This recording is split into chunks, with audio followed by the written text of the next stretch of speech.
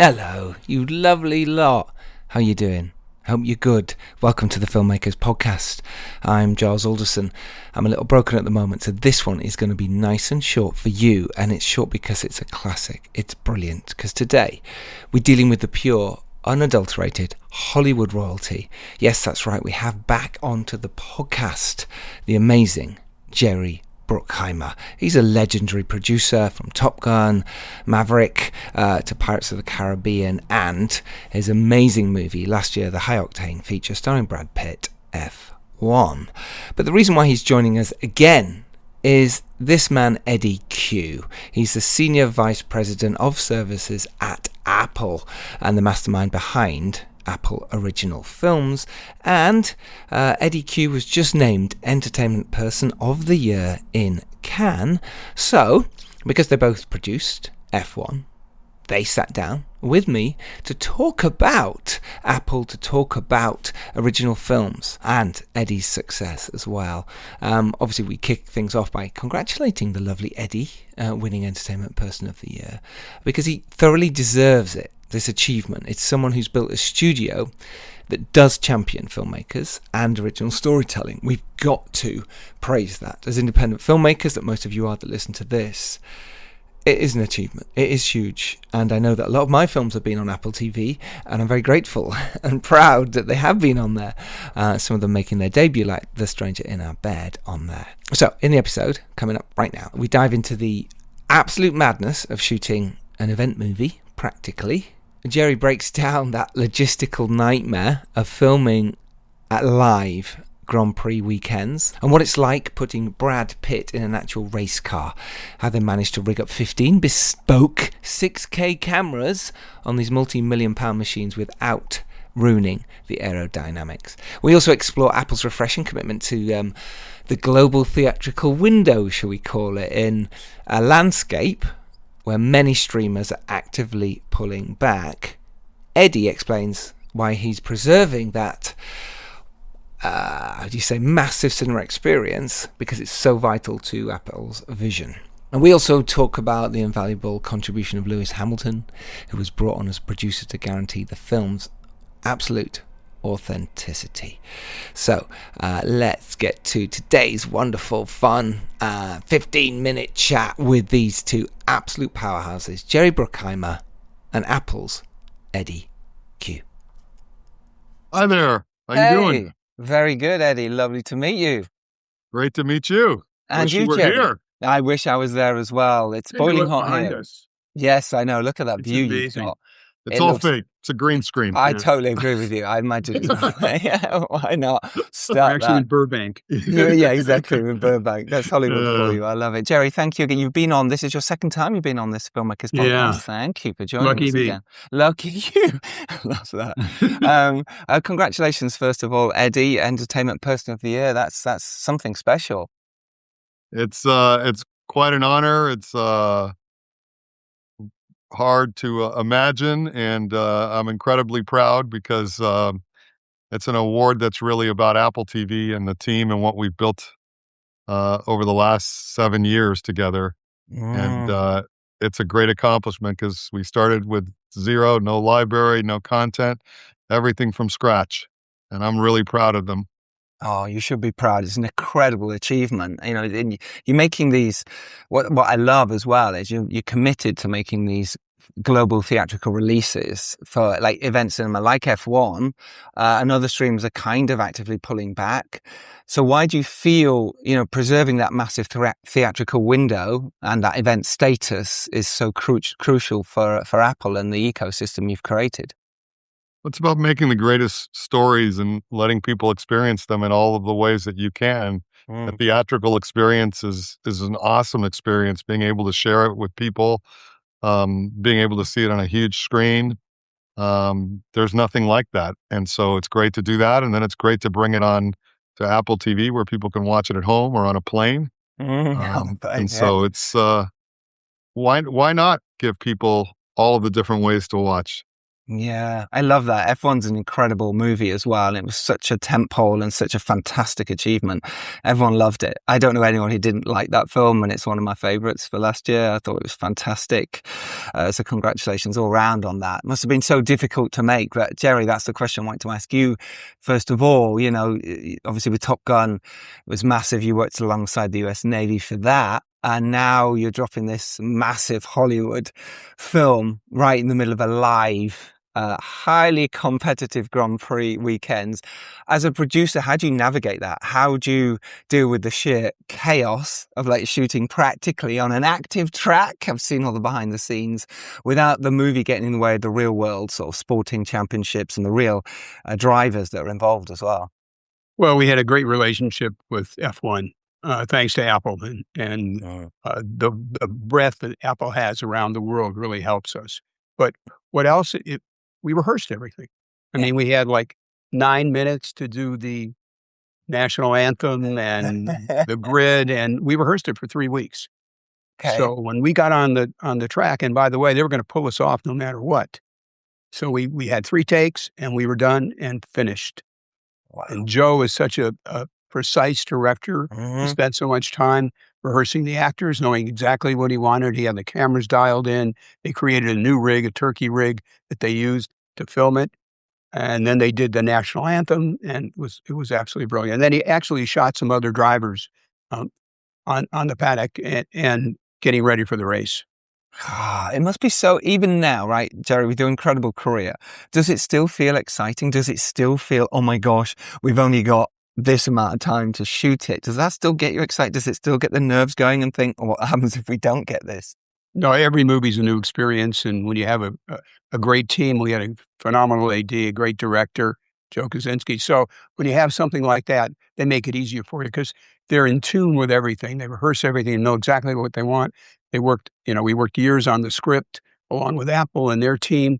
So it all comes together on that day, and we were ready for it. Yeah, you totally were. It's a stunning achievement all across the board. And the drivers as well, just talking about F1 for a second, how involved did they get? Were they just sort of happy to be there with that rehearsal process and the planning you did? Brad Pitt loved it. Yeah. Yeah. He looks like a great driver. He looks like he can drive. I'm sure he could by the end, right?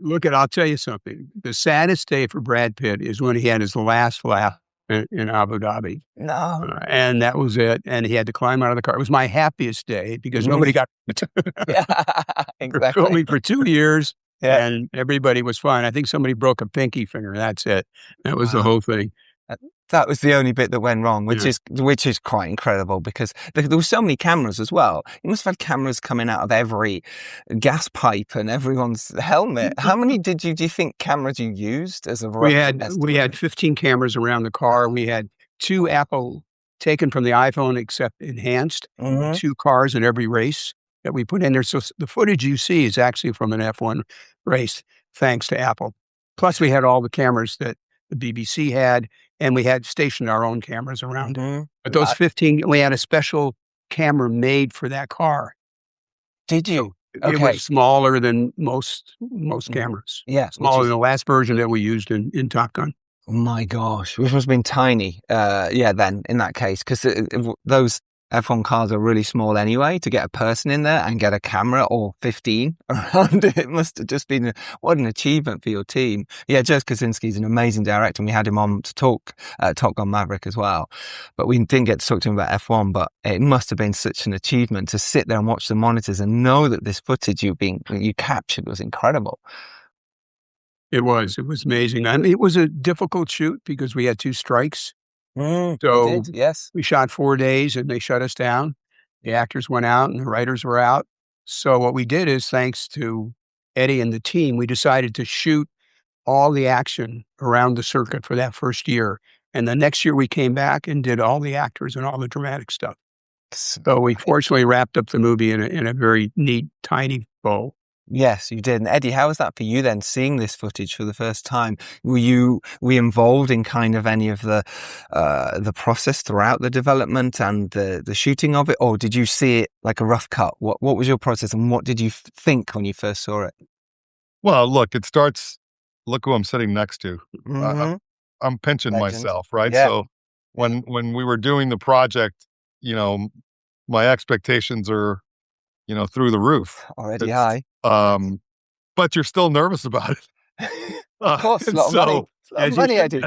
I'm nervous. And so when we saw we saw a rough cut of it or whatever, even in the early days, and it's not, they made a lot of improvements and changes and things, but you can already see that it was magical. Yeah. And it was spectacular. I love the movie. It's a movie you can watch over and over again. Every time you watch it, you still walk away with a smile and feeling great. And it's the first time that's as close as anybody's ever going to be to an F1 driver. It felt like you were in the car. Yeah, it did. Yeah, you felt like you were fully immersed in that car, which was incredible. And on that then, with your tech and designing these 6K little cameras we're talking about that did fit in the cockpit, how much of the Apple's tech philosophy on those iPhones sort of ran into the making of the film? How much involvement was Apple saying, hey, how can we develop this? How can we do this? And what were you saying throughout all that time as well, Eddie? Well, I think, again, technology doesn't replace the great story, but it can enhance it. And this was an amazing story, and being able to be in actual races. And so it's real. It's, the whole thing is not fake. They both of them went to driving school for months to be ready. So they're actually driving the cars and going at ridiculous speeds, which is why he's worried about injuries. Yeah, absolutely. Yeah. But what we really wanted, because it's never happened, is that feeling when you're watching of what is it like to be an F1 driver. These are incredible athletes. Yeah. But I think most people don't know, because before the movie, you just see them in the car with a helmet on, and it doesn't look like much. You can't tell how fast their reaction time, the G-force, the speed, all of that. And the movie really got that across. And so if you can get technology to help bring that, then you can bring emotions and things that you've never felt before. And so that's the way to think of the technology. It's the same thing as when we did the haptic feedback for the trailer on an iPhone. So when the engine goes, you could feel the vibration on the phone. And so it makes it so that, again, getting those emotions that humans have to, a higher level is amazing to watch. Yeah, it's amazing to watch. And it must have been like that moment when you first saw it, must have been so, so beautiful. And in terms of the tech, it can only, everything's getting better all the time, right? And in an F1, it did look incredible, and I did feel like I was in the car.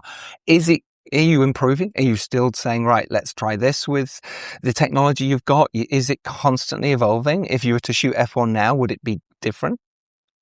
Well, you're always constantly evolving and innovating around, but those were some big innovations that we did. But you can always get better in life. I've always believed that. Love that. I don't always know. I don't always know how yet, but there's always ways to be better. And one of the great things of why I loved working with Jerry and Joe is these are folks that have done it all, and they've been so successful, but they want to get better, and they want to be better movies and bigger movies, and they're as hungry as I am. We're always trying to be the best. Yes. Yeah, and you're achieving it massively. And Jerry, for you then, in terms of trying to keep the emotional core of a story, but yet you've got these engines that are roaring so much and all these camera technologies that are involved in making a film like this, how do you keep it grounded? How do you work with Joe or your other directors to say, hey, we need to make sure we don't get drowned out by the roar of these V6 engines? Great screenwriting. That's what it is. It's always about a great story, great characters, great themes. And we had it. We had it in spades. And that's what drives the story. No matter how great the action is, if you don't believe the story or don't ride with it, we lose you. And we had an advantage. We had Sir Lewis Hamilton as one of our producers. So kept us honest of what the drivers are thinking, doing, and the kind of things that they would look out for and be worried about. So that was all enmeshed in the storytelling. And we'd show him sequences, and he'd say, oh, in turn 3, it sounds like you're in third gear. I'd be in second gear. And we took all that stuff and changed it. So we tried to make it as authentic as possible. And it is, it's wonderfully authentic. That must be massive. And for both of you then, question for both of you. Look how great it worked out. Lewis won last week. Yeah. Yes, I know. I know, for the first time in the Ferrari. It was quite It's incredible. awesome. Yeah. It's so awesome. We were Especially for so us happy Brits. about that. Yes, we were too. Yeah. We've always had a soft spot for Lewis, and listening to some of what he's been talking about as well, to finally get on that podium in first place is pretty incredible as well. And what a great guy by all accounts. So lovely to work with him. It must have been. So yeah, for both of you then, this Formula One has seen a massive boom, not only with the documentary that they've had, but developing these little cameras, and they fit inside the cockpits. There's everything you've done. Make sure you don't ruin the aerodynamics. But for diehard petrol fans, they're going to scrutinize everything here, and every gear shift, every apex. How do you deliver this sort of human experience and drama, but looking at the broader cinematic audience? How do you balance that? I know you said Jerry screenwriting, but how do you balance to make sure? Is it do you do test screenings constantly? Do you constantly talk about how you make sure the characters align with what you're doing with the action? Talk us through that real quick. Well, I think what we try to do is, when you have Lewis, you make sure your story is accurate. Yeah. And the fact that we worked very closely with F1 and very closely with all the teams. When we first got there, they were all reticent. This is Hollywood coming in. They're going to make us look bad. And at Red Bull thought for sure they're going to be the villain. Yeah. But we were around the track so much. We showed them footage. We embraced them. We spent time with them. Brad got all the drivers together and all the teams together and gave them a talk, what he wanted to do. He wanted to make the sport accessible to everybody. So our task was to pretend that you'd never seen an F1 race, you'd never been in a car race in your life, and make sure we embedded everything that you need to know about those races, the tires, everything in the screenplay. And Lewis was so helpful in making that happen. Yeah. And for you, Eddy, the same sort of question. Well, look, I've known Lewis for a long time, and he is an amazing individual, not just an amazing driver. We've been working on his life story as well. And so when they had Lewis as a producer, then I knew the movie was going to be authentic. And so you didn't have to worry as much about all the things you said, because he was going to make sure it was legit. Yes. And boy, was he. I mean, those things about like, oh, you wouldn't pass there. Yeah. Or, there's things that happen in the movie that some people think, oh, they did that because of the movie, like not letting him pass for a long time and only letting him pass in a certain turn. That's exactly, what he said would happen on that track. Yeah. And it's incredible. Listen, we have to wrap up there, which is such a shame. I could chat to you two for ages. You're both legends. You're both amazing. Huge congratulations, Eddy, on the achievement, the awards. Huge congratulations, Jerry, on everything you've done and helped filmmakers and indie filmmakers alike, just to be inspired by you both. So thank you. Thank you so much. Well, thanks for joining us. We really appreciate it. Thank you so much. Yeah, thank you. Pleasure. Real pleasure. Enjoy the green screen. I hope that there is something nice behind the window after all this. All right. Take care, guys. Care. Thank you so much for listening to this week's episode. Like I say, this one's short. So for now, though, if you're lucky enough to rise up and do well, then it is your duty to send the elevator back down. We'll see you next Tuesday. Take care, everyone. Bye-bye.